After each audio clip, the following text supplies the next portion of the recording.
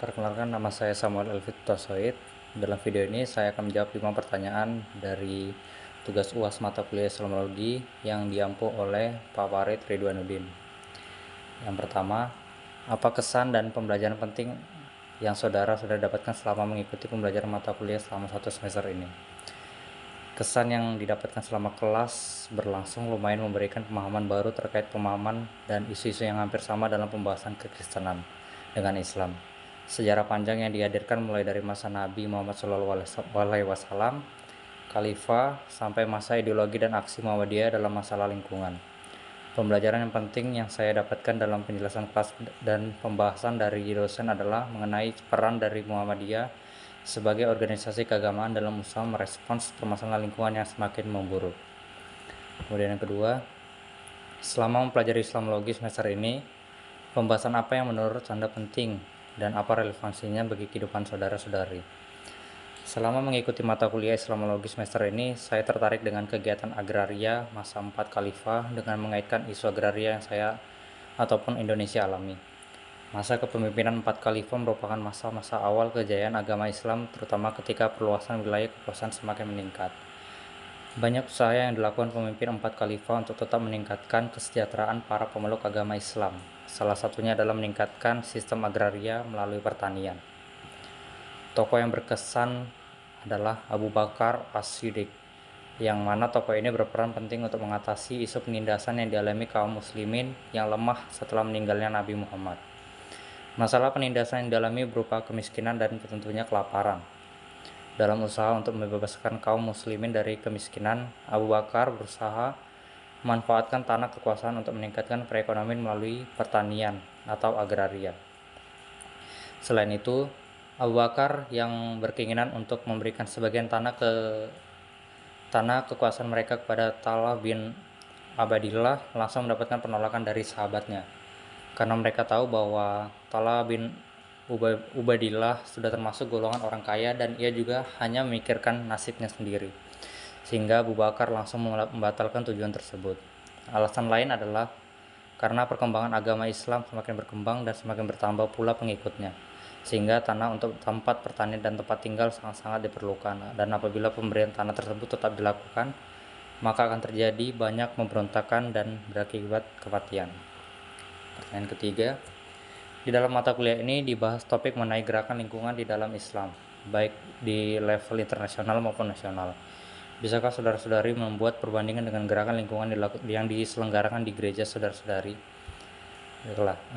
Krisis lingkungan dalam tahun-tahun belakangan ini sudah menjadi isu yang cukup kompleks pembahasannya, karena semakin lama isu terkait krisis lingkungan sudah sangat banyak, seperti isu krisis air, krisis tanah subur, krisis udara segar, air bersih, pemanasan global, perubahan iklim yang cukup drastis, berkurangnya lahan hijau, kematian flora dan fauna yang mengakibatkan kepunahan, dan masih banyak lagi. Dalam usaha menangani masalah tersebut, banyak kelompok atau organisasi yang semakin peduli dan memusatkan perhatiannya pada krisis lingkungan. Saya mengambil contoh organisasi yang berfokus pada isu krisis lingkungan seperti Orang Hutan Foundation International atau OVI, Yayasan Orang Hutan Indonesia atau YORIN, dan banyak lagi. Organisasi tersebut berdiri sebagai lembaga pemerhati orang hutan dan hutan di Kalimantan Tengah. Selain itu, di Jakarta juga berdiri sebuah Yayasan Konservasi Alam Nusantara yang juga menangani isu krisis lingkungan yang ada di Indonesia. Pemerintah melalui Dinas Kementerian Lingkungan Hidup dan Kehutanan atau KLHK dan juga menggalakkan perhatiannya kepada lingkungan dengan berdirinya organisasi tersebut. Organisasinya mengawasi dan mengambil peran terhadap isu lingkungan dan organisasi yang berdiri di Indonesia. Lantas, bagaimana peran gereja dalam usaha menanggapi isu lingkungan yang semakin memprihatinkan tersebut? Misi kekristenan dalam dunia adalah mewartakan karya keselamatan Allah terhadap seluruh umat manusia yang percaya. Umat Kristen percaya bahwa manusia tercipta sebagai tangan panjang Allah untuk menguasai seluruh ciptaan yang ada di bumi. Namun terkadang banyak umat Kristen yang menyalahartikan pemahaman untuk menguasai seluruh isi bumi, sehingga dalam pelaksanaannya banyak umat yang hanya berfokus pada penguasaan tanpa mau melakukan pelestarian. Menanggapi masalah kesalahan artian tersebut, gereja hadir dengan memberikan pemahaman lain, bahwa Allah menghendaki manusia untuk menguasai isi bumi bukan berarti memanfaatkan saja, tetapi juga tetap ikut dalam usaha pelestarian.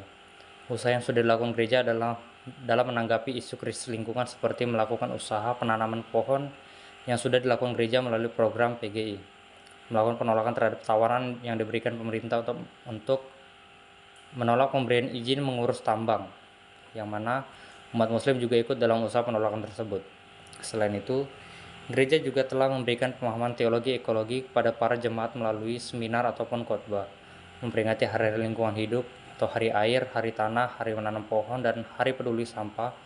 PG juga telah melakukan diskusi bersama dalam forum peningkatan peran rumah ibadah dalam perlindungan hutan tropis yang dilaksanakan pada tanggal 19 Oktober 2024 di Jakarta. Dan pertanyaan keempat, menurut saudara-saudari, apa ajaran yang paling penting dalam ajaran Islam dan Kristen yang relevan untuk mengatasi krisis iklim saat ini? Ajaran yang paling penting dari pemahaman kekristenan terkait isu krisis lingkungan adalah melalui edukasi dan pemberian pemahaman baru dalam gereja, yaitu teologi ekologi. Melalui pemahaman teologi ekologi, jemaat diberikan pengertian tentang ajaran yang terdapat dalam Kejadian 1 ayat 28 mengenai peran manusia dalam menguasai bumi.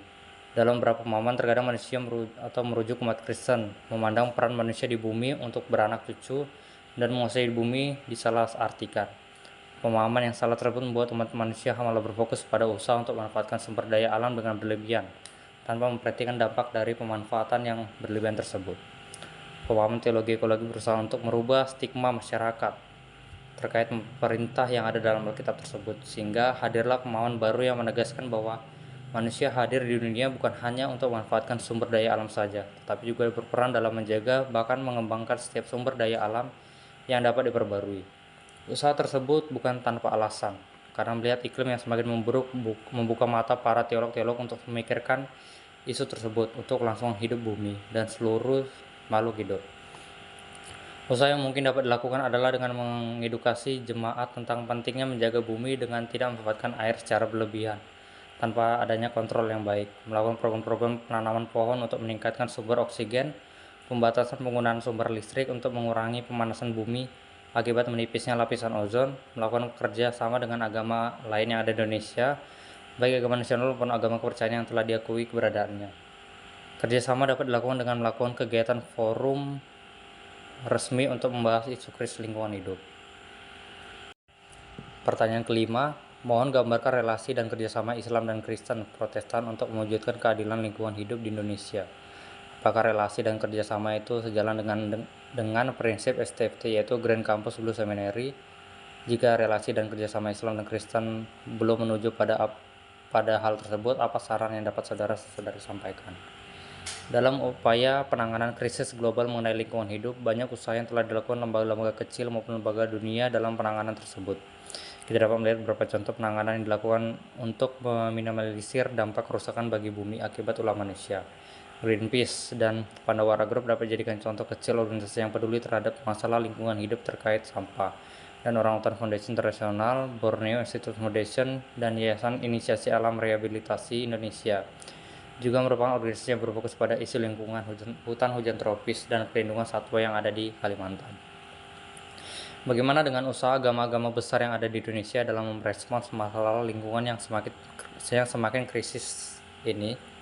Sebelum membahas kerja sama antara Islam dan Kristen dalam upaya menangani isu lingkungan, kita langsung saja melihat contoh dari bagaimana agama besar yang ada di Indonesia menolak dengan keras tawaran yang diberikan pemerintah untuk mengelola pertambangan di Indonesia.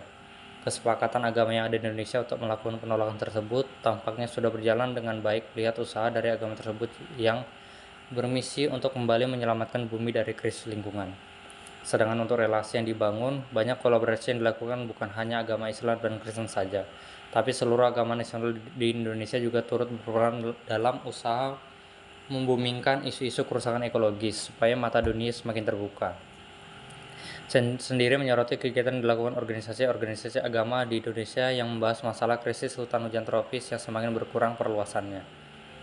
Kegiatan tersebut dilakukan dalam rangka forum diskusi peran rumah ibadah dalam merespons masalah perlindungan hutan hujan tropis. Selain itu, ada juga kegiatan dilakukan antar lintas agama dalam upaya penanaman pohon mangrove untuk menyelamatkan pantai dari abrasi dan mengurangi pemanasan global. Karena sebagian besar pemanasan global terjadi di daerah laut, sehingga upaya penghijauan laut melalui tanaman mangrove acapkali cukup bermanfaat. Menurut saya pribadi, relasi umat beragama dalam usaha menyelamatkan ekosistem dengan prinsip Green Campus Blue Seminary sudah hampir berjalan seirama. Namun tampaknya prinsip kampus masih kurang dalam usaha merealisasikan tujuan dari Green Campus Blue Seminary tersebut. Mungkin usaha lain yang dapat dikembangkan kampus dalam usaha gerak untuk menyelamatkan bumi dapat dilakukan dengan membangun kerjasama dengan organisasi-organisasi Indonesia, bahkan dunia untuk semakin memantapkan prinsip tersebut. Namun, hal yang paling penting dalam usaha tersebut adalah membangun kesadaran seluruh masyarakat dan sivitas dalam menanggapi isu krisis lingkungan.